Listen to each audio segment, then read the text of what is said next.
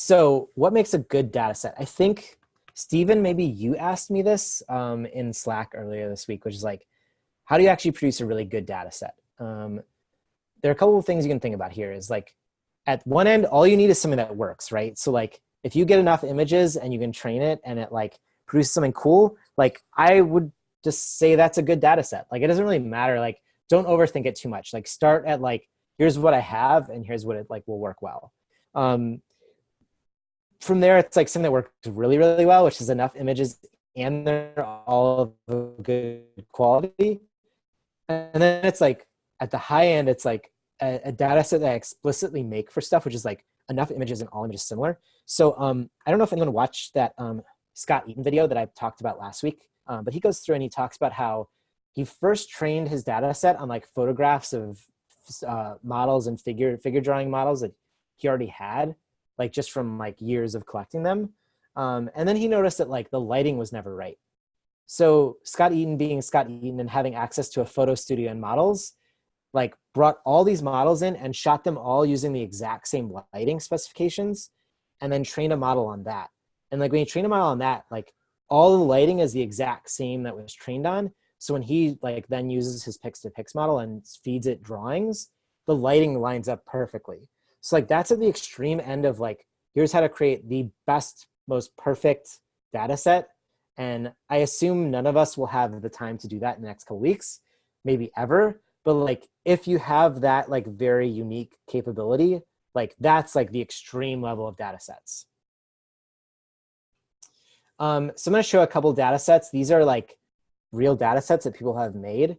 In the case of nebulas, like I actually saw a nebula data set that looks pretty similar to this. And it's like surprisingly how well it does, considering that like half these images are crap. So like one thing to think about is like, are these actual images of what I'm trying to replicate, right? So in this case, this is like a weird like Photoshop filtered thing that makes a hand look like a nebula. And you could say like, well, is that good enough to be a nebula image? Maybe. You know, there's these images where they're sort of like collaging a bunch of stuff. And like, to me, that's not maybe the best data set because now we have a single representation and we have a bunch of representations. Is that good? Like the other thing is like looking at something like this one, which has watermarks on it, or this one has text on it, or this one, which just isn't anything. And I'll say like, I've seen people train on stuff like this that sort of works and it's like decent. It's like, okay, like that surprisingly works fairly well for as dirty as this. So when I talk about a dirty data set, it means like there's images like this in there which are not perfect. It works. So like at the end of the day, like if you want to just scrape a data set and it comes up with this and you train it and you find it works pretty well, like that's good. Like that's all you really need. There could be ways to improve it and maybe part of the process is like improving upon it. But this, if this works for you, it's good. That's what matters. In the case of StyleGam, like the most famous like face model is this. And I showed this earlier in class, but like, I would say if you showed these photos to a portrait photographer and said like, are these good photos? They would probably say no, right? Like the lighting in a lot of these photos is not good. Like they're not consistently lit. Some of the photos are blurry. Some of the photos have people like looking in different directions. Some of them are clearly shot on like old cameras and like not very well produced. But yet, if you look at the StyleGam model that they produce and have shown around like the world, you're like, that's amazing. Like a machine was able to learn all this stuff and it was able to produce these. So for them, this worked, right? Like they spent, you know, probably a month or so just gathering all these images, cropping them all correctly and doing that work. So in that case, like, even though the photos themselves aren't good, because they had a big data set, it's able to learn a lot and produce a lot of good content from it. I would love to see what someone like Scott Eaton would do with like a real photo set, like portrait photography set with the same lighting, like that sort of thing. And then this like a question of like, I think someone asked about diversity. And when we talk about diversity, it's like, what's the diversity of styles, or like how wide ranging can they be? So like, here's some floral images that I might use in some of my data sets. In this case, you've got this one image. This image has a white background versus a color background. There's multiple flowers in here, and in this one versus like this one being a solo flower. You know, the text is different. The shape and scale is a little different. So the question is like, is this a good data set? In my experience, this would work fairly well. What you might end up with is like some of your images will have white backgrounds, some of them will have this color background, some will have this color background. Like it does actually pick up these changes. In the case of like, I think the question Anastasia had, which is like, do you want to point it, like, how do you, like, do you want it to be all consistent? And the answer is if all the background colors are consistent, the model is going to consistently reproduce that background color. So if that's the goal you want, then yes, that's what you want to do.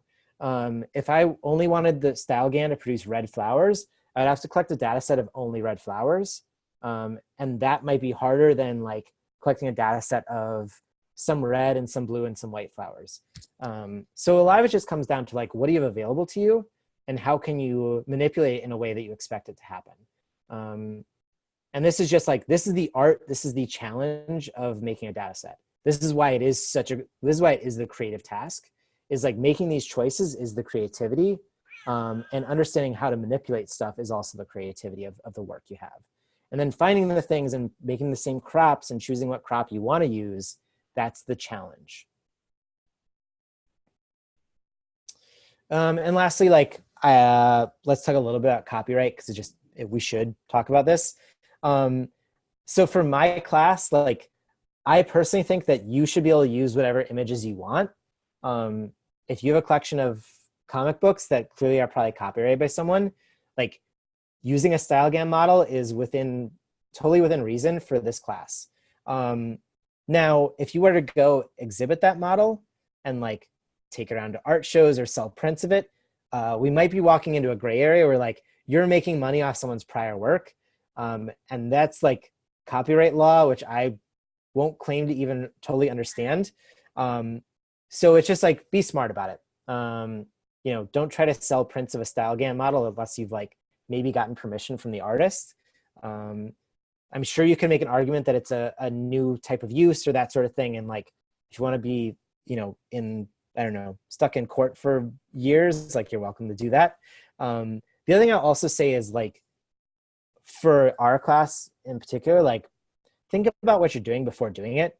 I don't know that anyone's going to do this in this class, but like, if you were to say like, I want to find a bunch of photos of images that are like photos of people that cops have killed in the past 25 years. We should talk a little bit about like, what are you trying to say with that artwork, right? Like, what are you trying to do with that data set?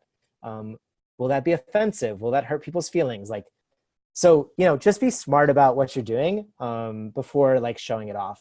One of the things about machine learning is you can pretty much do whatever you want.